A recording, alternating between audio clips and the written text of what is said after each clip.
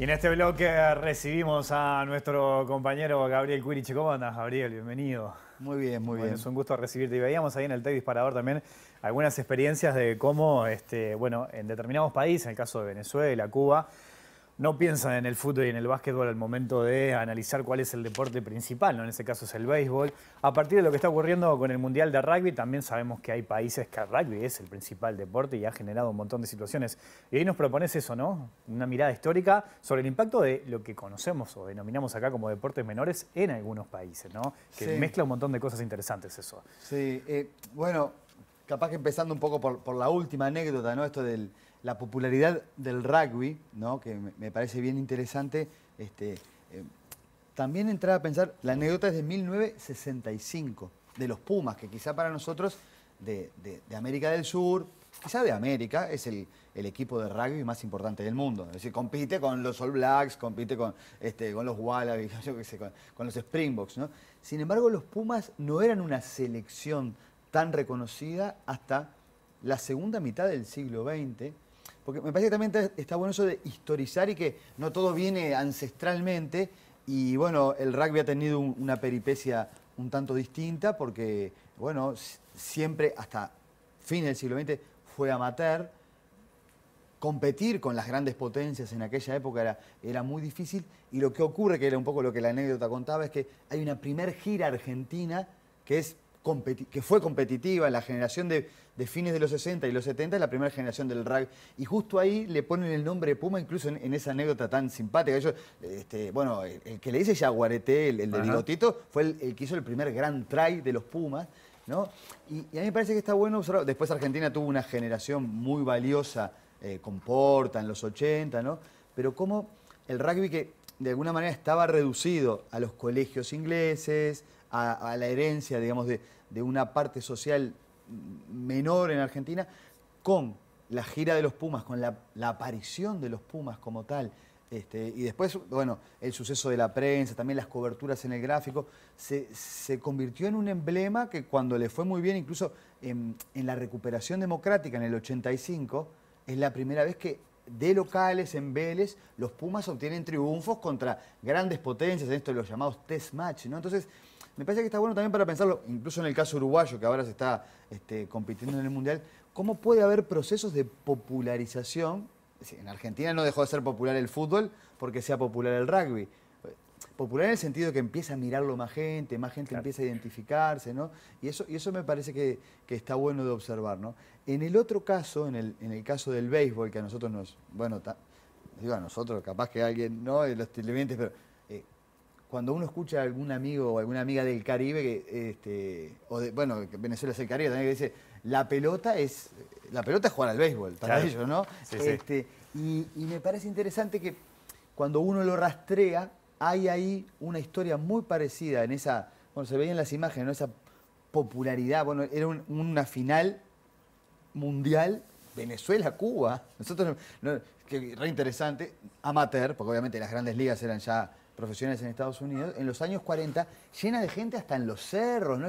Esa popularidad que uno observa, por ejemplo, del fútbol en el Río de la Plata, a comienzos del siglo XX, ¿no? Bueno, con el béisbol pasa lo mismo en casi todo el arco del Caribe, América Central, ¿no? Porque el béisbol se convirtió en el deporte que de alguna manera contrarrestaba la presencia, sobre todo española en Cuba, ¿no? Y también, que esto me parece que está bueno pensarlo, ¿no?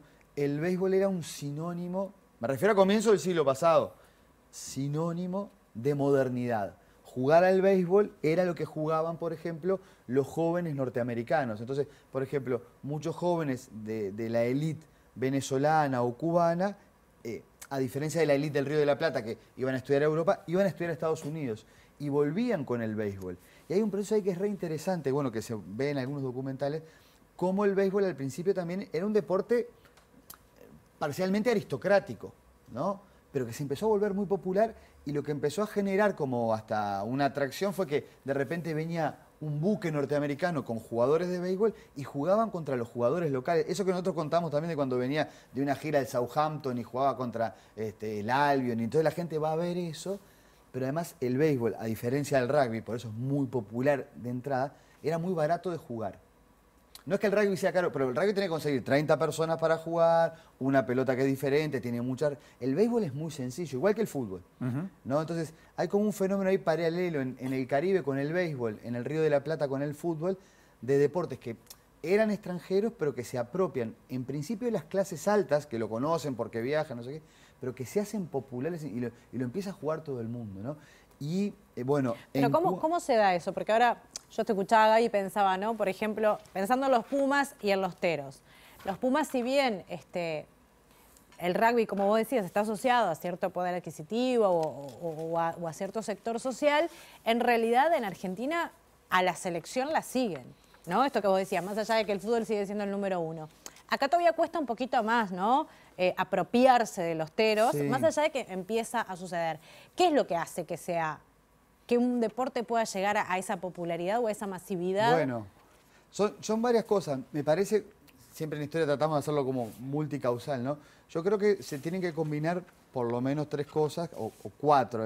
Habrá que, por un lado, que se difunda, o sea, que empiece, o sea, esta atracción del juego nuevo, como el béisbol o el rugby, porque el rugby también fue un juego nuevo. Podemos saltar para otro caso, que es Nueva Zelanda. El rugby en Nueva Zelanda se volvió como el fútbol en Uruguay y en Argentina, re popular, o como el béisbol en Venezuela y Cuba, ¿no? ¿Por qué?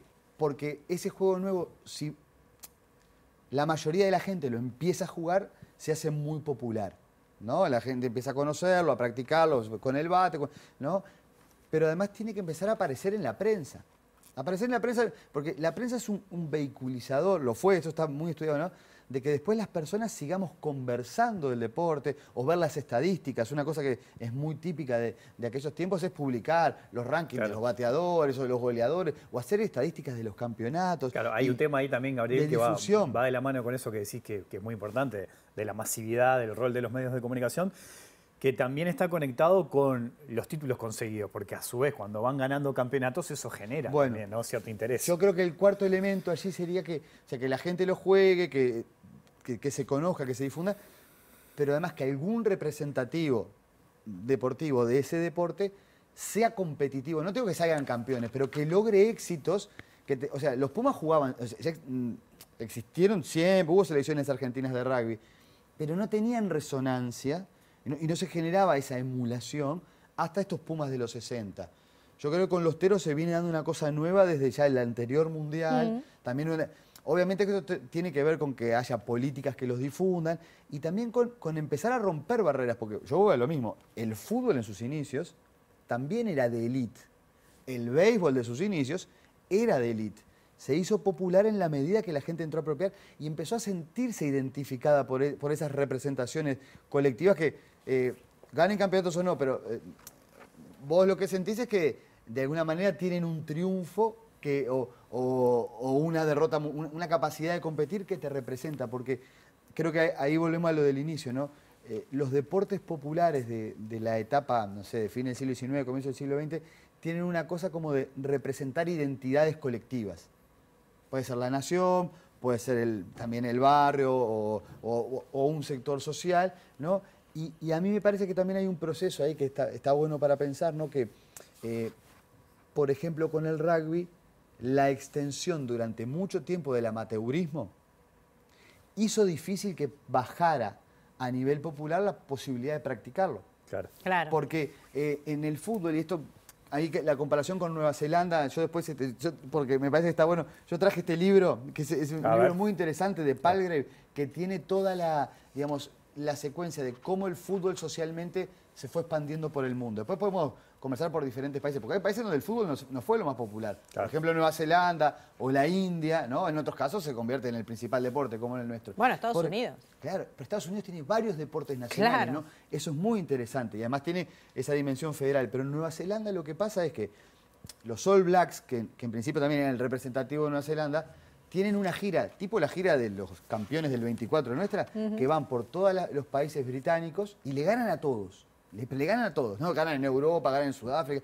Entonces se convierten en una suerte de emblema nacional para un país pequeño, al lado de Australia, no tan conocido en el mundo de la mancomunidad británica, ¿no? Y desde comienzo del siglo XX, el Estado, la sociedad, empieza a generar una cultura rugby. Y es que a los niños les regalan una pelota de rugby cuando vienen los reyes. No, perdón, no sé qué esas cosas. Es decir, que incluso Sí, como acá enseguida es la pelota. se populariza que puedan jugar los maoríes. Claro. Es decir, que si bien hay grandes problemas de todavía discriminación en Nueva Zelanda, se avanza mucho más rápido que en otros casos. Por ejemplo, que tengan el saludo maorí, el famoso haka, ¿no? Que incluso la sociedad acepta que los que llegan a ser All Blacks son una suerte de deportistas a los que se los debe cuidar, proteger, darles tiempo libre. O sea, los All Blacks eran amateurs, pero tenían todo lo que un deportista de élite tenía que tener ya a mediados de siglo. Incluso, bueno, hay una historia que es fascinante, o sea, porque se vuelven un emblema de Nueva Zelanda, creo que es el equipo que tiene el mayor récord positivo de enfrentamientos en el siglo XX contra cualquier otro equipo del mundo. La historia de los All Blacks es fascinante. Pero su historia en esto que vos decías ahora, ¿no? De tener el haka como presentación, ¿no hace también que sea lo que ha hecho que en el mundo se conozca justamente su cultura? Bueno, y yo pienso, esto daría para otra columna, que Uruguay tiene algo parecido hasta los 50, que es la celeste, la garra charrúa, era un distintivo. Claro. País pequeño que, porque esto es lo otro interesante, son deportes del imperio.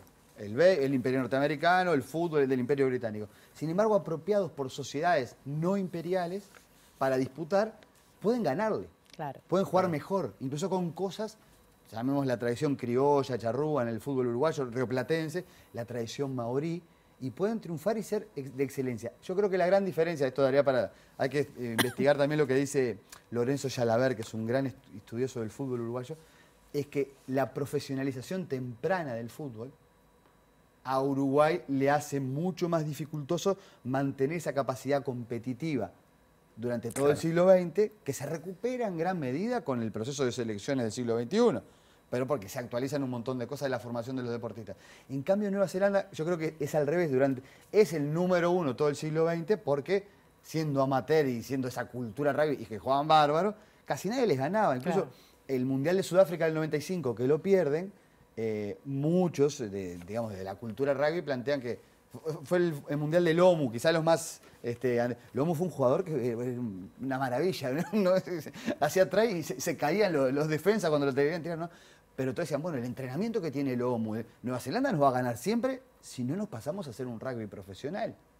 Y empezó todo un debate en el mundo rugby de profesionalizar el deporte. Además, justo ese mundial fue un mundial de muchísima televisación, también fue se mezclaron pila de cosas, charlamos alguna vez en línea 3 con el tema de Mandela, ¿no? Pero entonces, si el rugby está en el siglo XXI caminando hacia el profesionalismo. Y yo creo que Uruguay quizá, podríamos hablar después, en el tema rugby, como en otros aspectos, con apoyos del Estado, todo eso, podría caminar hacia el profesionalismo, porque también hay proyectos muy... O sea, la idea de que el rugby es de clase alta, o sea, todo deporte y que supone determinado tiempo libre, preparación, alimentación, tiempo para recuperarse unas lesiones, requiere de tener digamos, unas condiciones económicas de medio para arriba si uno lo quiere practicar. Sí, en ¿no? ese caso lo del rugby y los prejuicios que rodean al deporte, Exacto. podríamos dedicarle una columna entera. Pero también todo deporte, si hay condiciones sociales y culturales, se puede popularizar.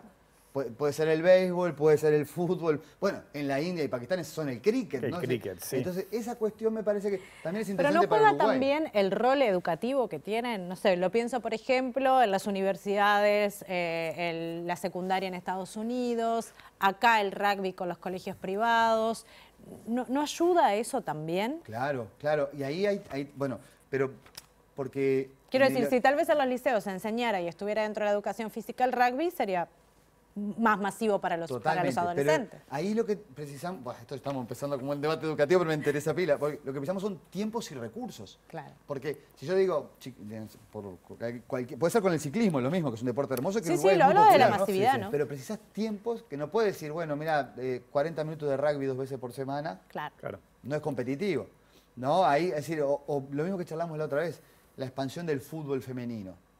Sería importantísimo que hubiera un apoyo y que todos los liceos públicos tuvieran las opciones, ¿no? Pero que no sea la opción 20 minutitos promedio por semana. Tenés otro libro ahí, Gabriel, que no sé qué es, Bueno. pero lo vas a contar. Y yo me quedaba con esto que vos decías también, el hecho de que el béisbol, y en el béisbol se vio una posibilidad de poder competir con países modernos en su Sí. momento también. ¿Ese qué es? Que está en fútbol en América es el libro Latina. de Pablo Alabarce, que lo Sí. hemos citado para otros casos también, que Pablo es un sociólogo argentino Sí. que tiene una historia mínima del fútbol en América Latina, y él muestra justamente este cambio que él habla de deportes imperiales, hace una sistematización muy interesante, pero dice, a comienzos del siglo XX, en el Caribe, en Cuba aparte se da un caso muy particular, Cuba seguía siendo colonia de España, a veces eso lo perdemos de vista, y en un momento cuando empieza a llegar el béisbol, las autoridades coloniales españolas lo prohíben, ¿no? Entonces, las juventudes cubanas, de élite, de clase media y populares, ven como un abuso colonial que no les dejaran jugar a la pelota, y se convierte también en un deporte como de resistencia, y además hay un caso de unos estudiantes digamos, de la universidad que estaban practicando eso y los persiguen y meten preso, ¿no? Y uno muere, ¿tá? Y en cambio, ¿qué pasaba? Los eventos, las fiestas culturales españolas, que era la corrida de toros, la gallega, entonces la juventud cubana, la juventud caribeña asocia las formas de entretenimiento colectivo española a la dominación, a la tradición, a la barbarie. En cambio, el béisbol era el juego de la libertad. Y el juego también y además después, ganarle a unos norteamericanos, unas ligas, era como decir, estamos desarrollando, no somos más colonia. Entonces, esa identidad tan fuerte, en Venezuela también pasa, Sí. ¿no? Incluso, bueno, los que nos gusta el fútbol sabemos que el Atanasio Girardot, Girardot es un nombre del béisbol venezolano, ¿no? Que logran armar un cuadro popular que le gana al gran cuadro inicial, que era como el de clase alta, que estaba vinculado a un presidente dictatorial. Entonces, también en el béisbol se canalizan cuestiones de identidad, de proyección social, ¿no? Entonces que está bueno conocer. Notable, Gabriel. La verdad que quedaron un montón de cosas. Después podemos seguramente dedicarle una columna al rugby acá en Uruguay, ¿no? A partir Sí. de esto que está pasando con los teros, porque hay cosas muy Y además interesantes para que se analizar de cumplen eso, 50 años, que es Sí. obviamente del golpe de Estado y todo eso, pero también del episodio de los Andes, que es muy simbólico para el Sí. mundo rugby uruguayo y que creo que se tiene que empezar a expandir también a nivel popular, ¿no? Gracias, Gabriel. A ustedes. Vicky, ¿nos vamos? Nos tenemos que ir, una volvemos, pena. volvemos el próximo lunes. Hasta el próximo lunes. Que pasen bien, chao.